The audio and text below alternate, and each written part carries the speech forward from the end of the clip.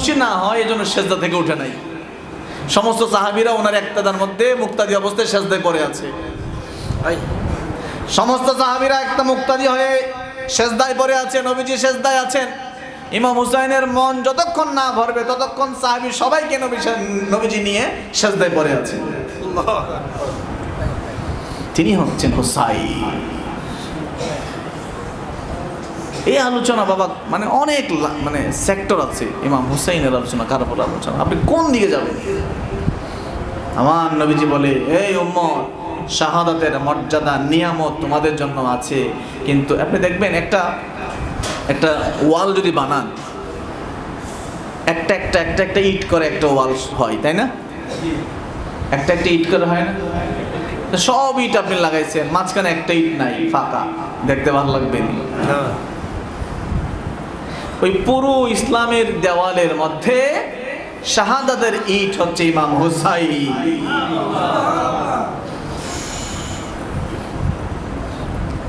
ইমাম হুসাইন রাদিয়াল্লাহু তাআলা, যেই জন্য সব জানার পরেও আমার নবীজি সব জানতেন কে হত্যা করবে, কে শহীদ করবে, কখন করবে, কোন মাটিতে করবে, সব জানার পরেও নবীজি এর আল্লাহর কাছে এটা বলেন নাই, আল্লাহ আমার হুসাইনকে বাঁচায় দাও, এটা বলছে না? বলেন নাই। কেন বলেন নাই?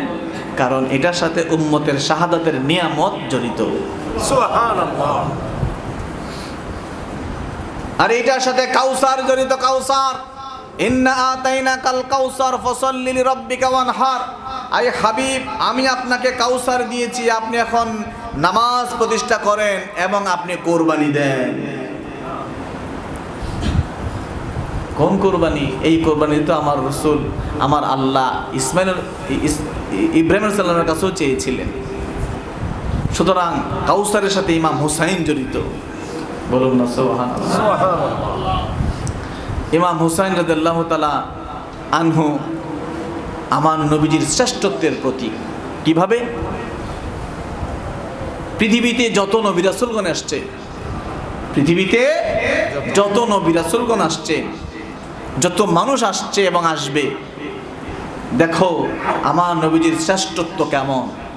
আমার নবীজির আব্বার দিকে তাকাও, আম্মার দিকে তাকাও, আমার নবীজির আওলাদের দিকে তাকাও। আমার নবীজির আওলাদ কন্যা জান্নাতি সমস্ত রমণীদের সরদার, যিনি আল্লাহ কর্তৃক পবিত্র ঘোষিত, পবিত্র, তাহেরা, পবিত্র। মা ফাতিমাতুজ জাহরা রাদিয়াল্লাহু তাআলা আনহা ছিলেন পবিত্র, যার কখনোই আমাদের মা বোনদের যেটা প্রতি মাসে একটা অসুস্থতা হয় সেটা ওনার হতো না কখনো। সুবহানাল্লাহ। বলুন না সুবহানাল্লাহ। কখনোই হতো না, তিনি ছিলেন পবিত্র। সুবহানাল্লাহ। আপনাদের একটা তথ্য অনেকে এটা জানে না, ফাতিমা জাহরা রাদিয়াল্লাহু তাআলা আনহা মাত্র 21 বছর বয়সী ছিলেন। কত বছর? মাত্র 21 বছরের এক নারী। এরপরে তিনি ইন্তিকাল করেন। ওনার হায়াতে জিন্দেগি 21 বছর। 21 বছরের রমণী, জান্নাতি সমস্ত রমণীদের সরদার। আর তিনি কে? তিনি আমার হাবিবে দু জাহানের কন্যা। আরে পৃথিবীতে কত কত সতী সাধ্বী নারী এসেছে, মারিয়াম এসেছে, আসিয়া এসেছে, মা হাওয়া এসেছে, পৃথিবীতে কত কেউ এসেছে, কিন্তু জান্নাতের রমণীদের সরদার আমার নবীজির কন্যা। শুধু তাই নয়, হাসরের মাঠে উনি যখন উঠবেন, হাসরের মাঠে গায়েব থেকে একটা আওয়াজ আসবে, এই হাসরবাসীরা সবার চোখকে নিচে নামাও। সুবহানাল্লাহ।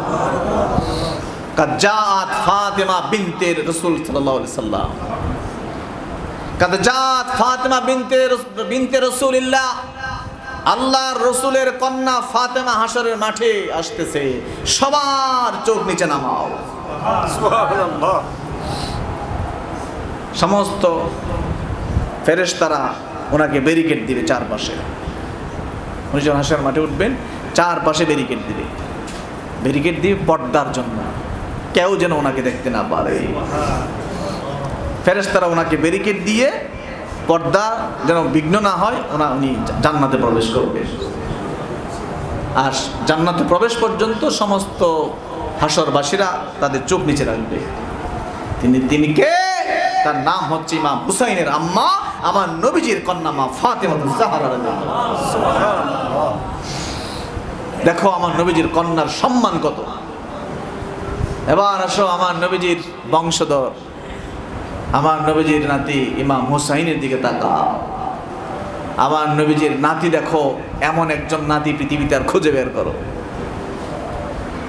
এমন একজন নাতি যে সমস্ত আওলাদ নিয়ে শহীদ হয়েছেন, কিন্তু কাফেরদের সাথে সমঝোতা করেন।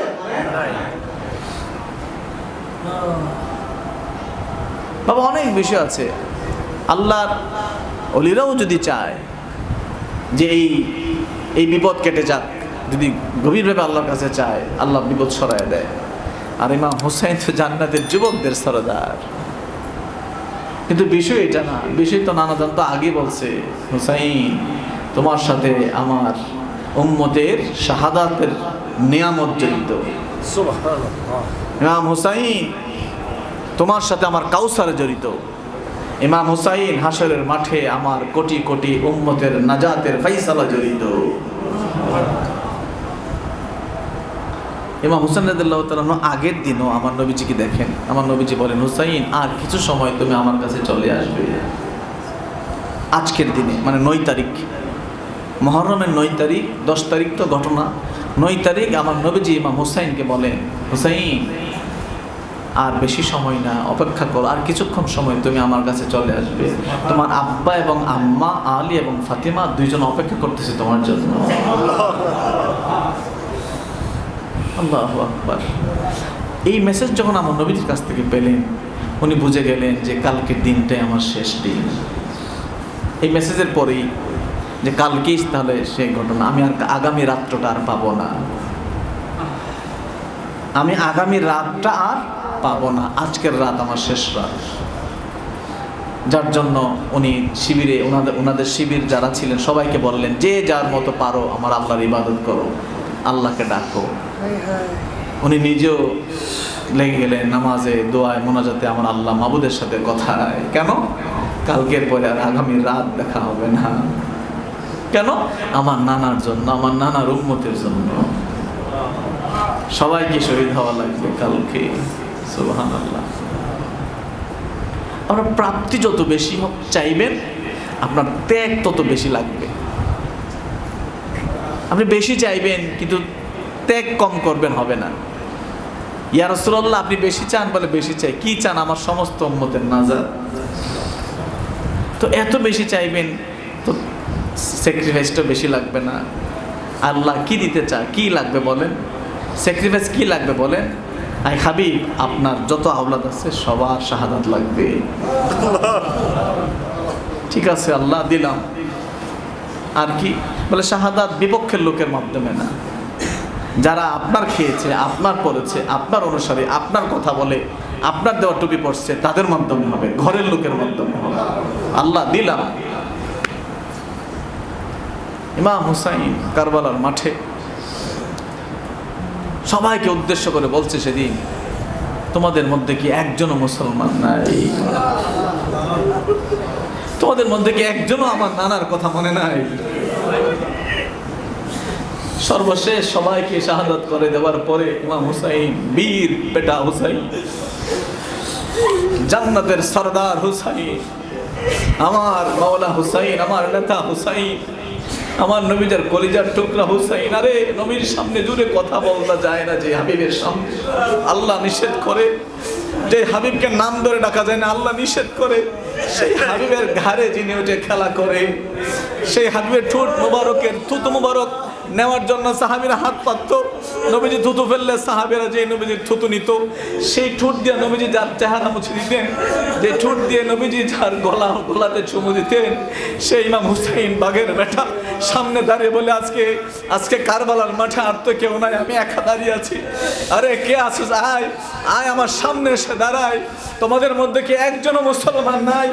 তোমাদের মধ্যে কি একজন আমার নানার লোক নাই? তোমরা কেমনে পারলা আমার নানার সমস্ত আওলাদদেরকে আজকে শহীদ করে দিতা? প্রথম কারো সাহস হয় নাই, কারো সাহস হয় নাই, সামনে আসার সাহস হয় না। আরে কার সামনে দাঁড়াবে যিনি জান্নাতের যুবকদের সরদার, জান্নাতের যুবকদের সর্দার যিনি, জান্নাতের রমণীদের সর্দারের ছেলে যিনি, আমার হাবিবের কলিজার টুকরা যিনি ইমাম হুসাইন, যার নাম আমার নবীজি রাখছেন, যার তাহানিক আমার নবীজি করছেন, নিজে না খায় নবীজি যারা যান মুখে খাবার দিতেন, নিজের জীবাণু খাবার যিনি নবীজি যান মুখে দিতেন। আরে আমার নবীজি মনে এই জন্য বেশি আদর করছেন। আমার যেটা মনে হয় যে নবীজি বেশি আদর করে দেখাইছে, আল্লাহ আমি এত বেশি আদর করতেছি যে আমি আদরটারই আমি স্যাক্রিফাইস করলাম আমার উম্মতের জন্য।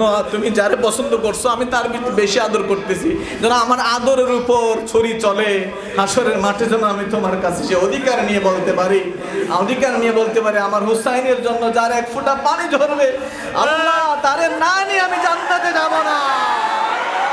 কার জন্য? পুরা সিস্টেমে সবকিছু কার জন্য? একজনের জন্য। মাওলা হুসাইনের পক্ষের লোক কত কম, কম না বেশি? এরা এক একজন হবে হাসরের মাঠে এবং জান্নাতের মধ্যে এই রকম বড় জায়গাওয়ালা লোক। সুবহানাল্লাহ। আর কারাগারে জেলখানায় একটা রুমের মধ্যে কজন থাকে? 10 জন, 12 জন, 15 জন। এটার ভিতরেই বাথরুম, এটার ভিতরেই বাথরুম। আমি যেটা শুনেছি বাথরুমও থাকে নাকি এরকম অর্ধেক উপরে খোলা, মানে কমর পর্যন্ত, বাকিটা খোলা। রুমের ভিতরে বাথরুম খোলামেলা, উপরে খোলা, এক পাশ খোলা, সব গন্ধ নিয়ে এক রুমের মধ্যে 10-12 জন থাকে, যেটা শুনছি। তো মাওলা হুসাইনের পক্ষের লোক কম, জান্নাতে তার নাজ নিয়ামত 8টা জান্নাত, জান্নাত বেশি।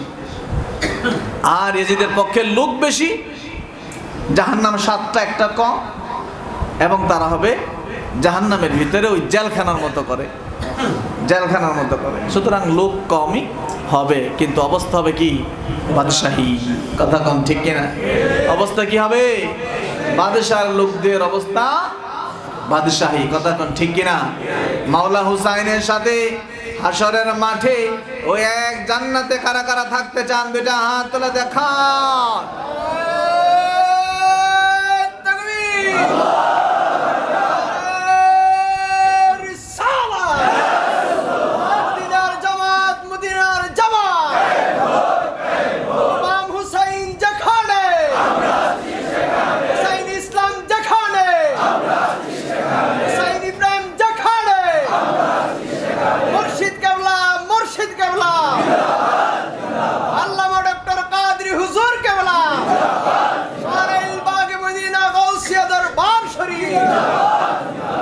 আল্লাহ পাক কবুল করুন সকলে, আল্লাহুম্মা আমিন।